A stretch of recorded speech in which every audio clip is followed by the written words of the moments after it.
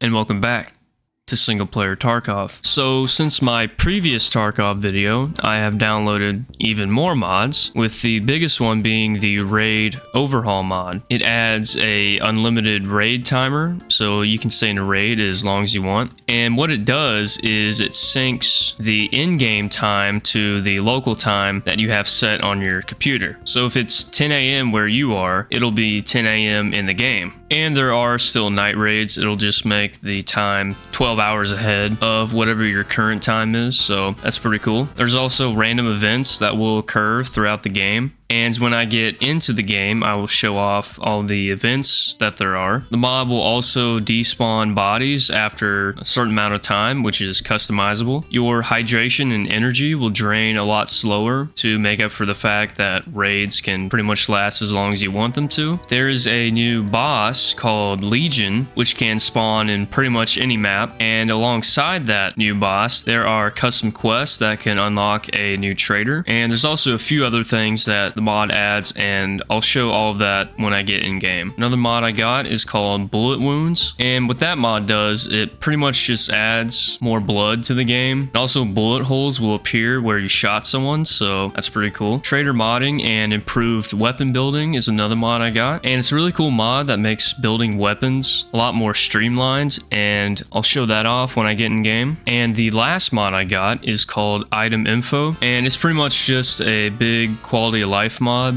and it adds a lot more information to items. So those are all of the new mods I've gotten, and I will probably continue to download mods because I'm addicted to this. And I just wanted to quickly mention SBT recently updated to 3.8.3, and so far I haven't had any compatibility problems with all the mods I'm using. So if you're worried about updating to the newest version, you'll probably be fine, but if you want to be safe, just stick to the older version. But so far I haven't had any problems. Also, real quick, I just wanted to mention that on my previous video, I got some constructive criticism about how I lowered the recoil too much and that it wasn't realistic. And I actually have to agree. After I rewatched my gameplay when I was editing, it did seem a little low and it did look like I was playing Battlefield or something. So since that video, I have turned up the recoil, and I'd say I made it to where it's pretty much like vanilla Tarkov. It's not too crazy, it's still very manageable. So I just wanted to show one of the comments I got on a short I made. So it says, "Sick realism bro, your fucking gun has zero recoil. Let the real men play Tark and the little girls play single player Tark LMFAO." And that was from Harry Ass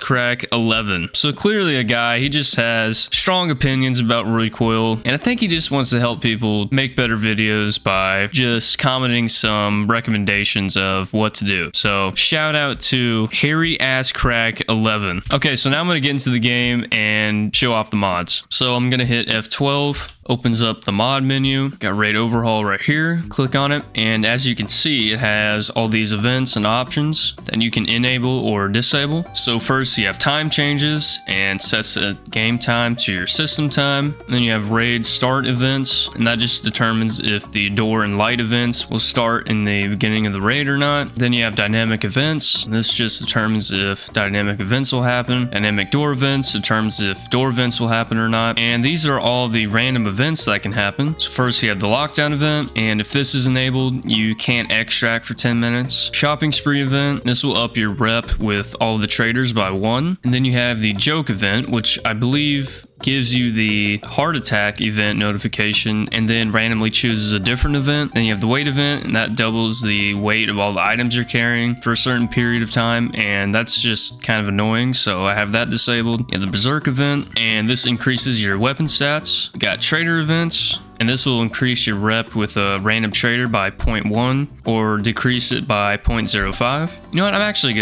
think I'm going to disable that as well. I don't want rep going down. You have the malfunction event. That does what it says. Your gun will malfunction all of a sudden. I have that disabled. Heart attack event. You'll take damage to your thorax and you'll have debuffs. I have that disabled. Then you got the blackout event. And this makes it to where all of the lights and power switches will go off. So that's pretty cool. Armor repair event just repairs your armor. Heal event heals you. Airdrop event calls in an airdrop. You have the skill event, which will either increase all of your skills by 1 or decrease it by 1. And then the metabolism event, which will either increase or decrease your hydration and energy drain. Then you got the door vents, power on, and this makes it to where power switches will come on randomly throughout the raid. Door unlock event, all the doors will unlock randomly. All the key card doors will randomly open. Then you have body cleanup. You can set how often the bodies will despawn in minutes, and then you can set the distance at which they will despawn. You have drop backpack, which I have disabled, but it makes it to where when you kill an AI, they'll drop their backpacks. I just have that disabled. It's kind of weird. Then there's an adrenaline effect, and it makes it to where if you're shot, kind of get tunnel vision and some other debuffs. I have that disabled. It's kind of similar to what the Realism Mod does when you get shot at, and this just affects the strength of the adrenaline effect. You have deafness, which just makes it to where if you're not wearing ear protection, you'll go deaf from your weapon firing, and the Realism Mod does this already as well,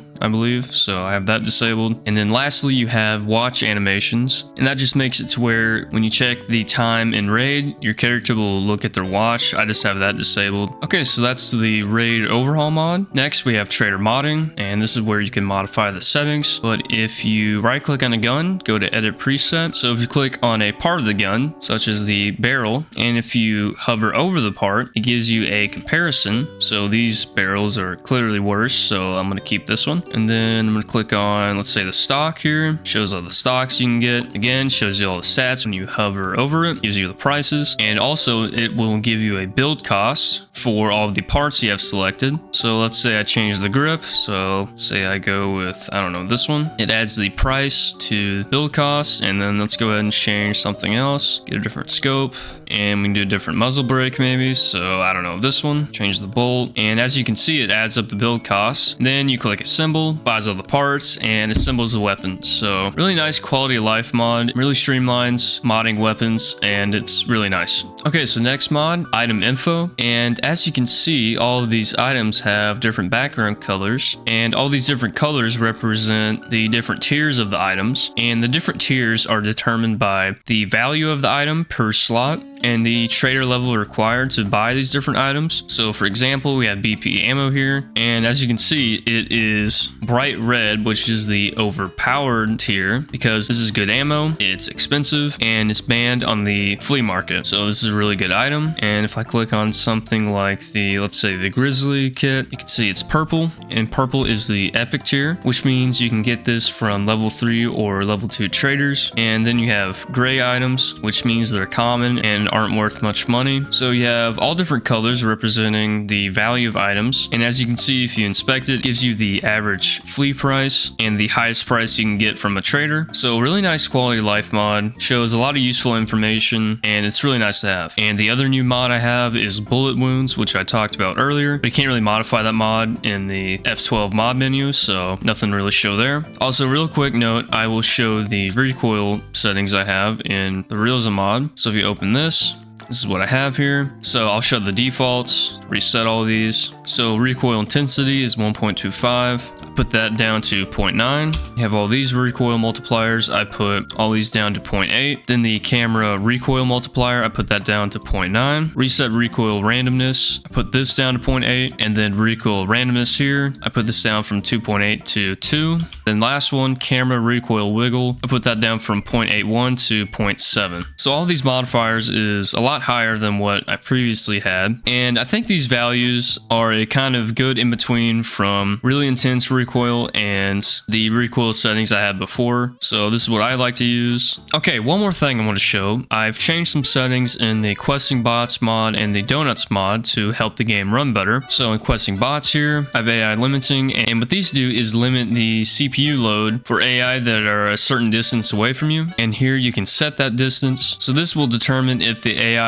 is disabled when it's a certain distance away from other AI PMCs, and then it has the same setting when they're a certain distance away from you. And this is where you can enable maps that the AI limiting for quests is used. So you can see by default, only one is chosen is streets, because you usually get really low frames on that map. So you know what? I think I'll mess around with this. I'm going to try all, and I think I'll increase the AI limiting distance to 100 and 300 just to see how this helps. So I'm going to try this. And then the settings I've changed in the Donuts mod. So here I have despawn PMCs, and this removes PMCs that are far away from you. Despawn scavs, it does the same thing for scavs. And then I have bot hard cap on. So this stops bots from spawning after a certain number already in the game. And then you have the cooldown timer, and I believe this determines when another AI will spawn in seconds. And then the PMC raid preset selection I use is the starting PMCs only live-like. What this does is a similar number of PMCs and scavs will spawn compared to live Tarkov, but also this preset makes it to where PMCs won't respawn. So if you choose something like live-like, PMCs will respawn, and that can lower your frame rate, so I use this option. Or if you're still having a hard time running the game, try quiet raids, which reduces the amount of AI that spawn. But I would first try this preset, see how that does, then try quiet raids. Also for the scav raid preset, I just have it on scav raids, which makes it similar to how scav raids are in live Tarkov, but you can also set this to quiet raids as well if you need to. Also, for some reason, ever since I've gotten the Trader Overhaul mod, my pocket size has doubled,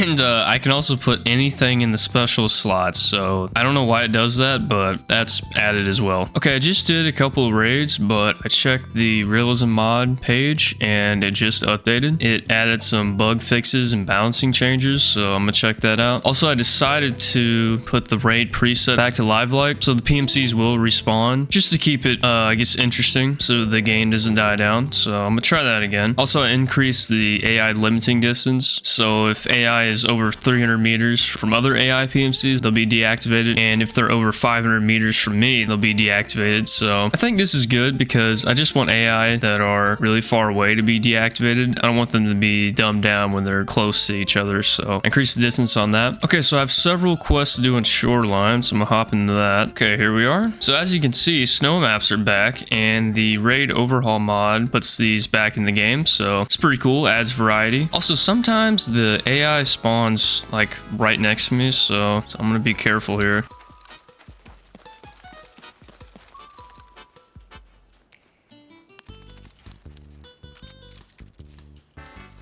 I don't know why I ejected around there. I hit reload. First place I need to go is up this way. The locked cottage up here, so that house there. Okay, here we are. Let's see. There we go. Right there. Okay, now I need to go to where Sanitar is. Shit. That's fucking loud.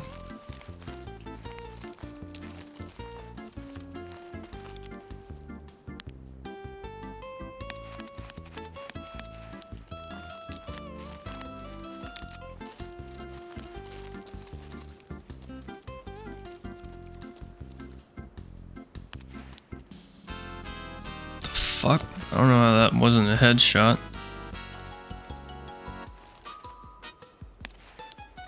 There we go. That guy was fucking decked out there. There's never just one. I guess Sanitar's up there. Carefully advance here.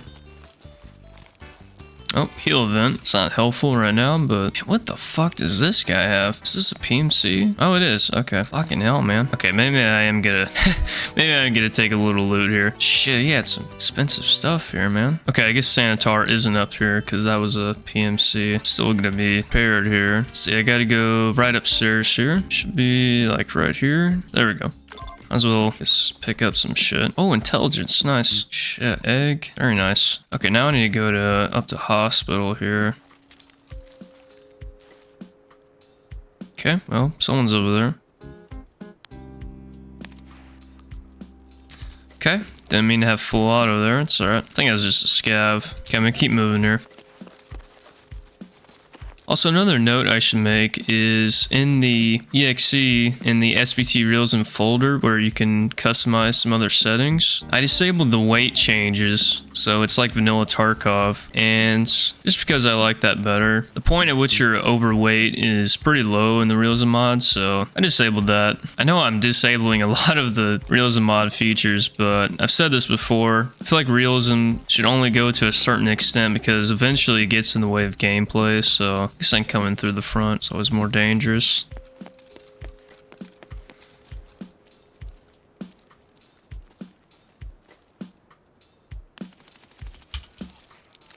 Okay, I don't know if the flashlight can like blind the AI, but I'll keep it on. Okay, so now I gotta go to right here, Sanitar's office. There we go. Okay, now I gotta go to West Room 306. Just gotta cross here. Oh shit, there's somebody.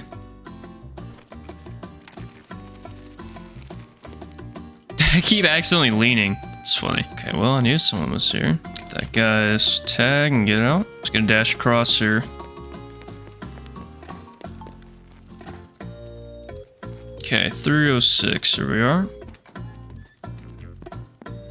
And I need, what do I need here? This, here we go. Okay, I think that's everything here. I just need to extract. Just need to get the fuck out of here now. North VX there. I think I'll go to North VX. I got 5k, so make sure there's no scavs up here. Okay, did 3 quests in 1 run. That's not bad. Well, that was successful, I'd say. I think I'm gonna end the video here. I don't want it to be too long. I hope it was enjoyable. I hope it was informative. And if you want more content like this, like and subscribe. It means a lot. And yeah, bye.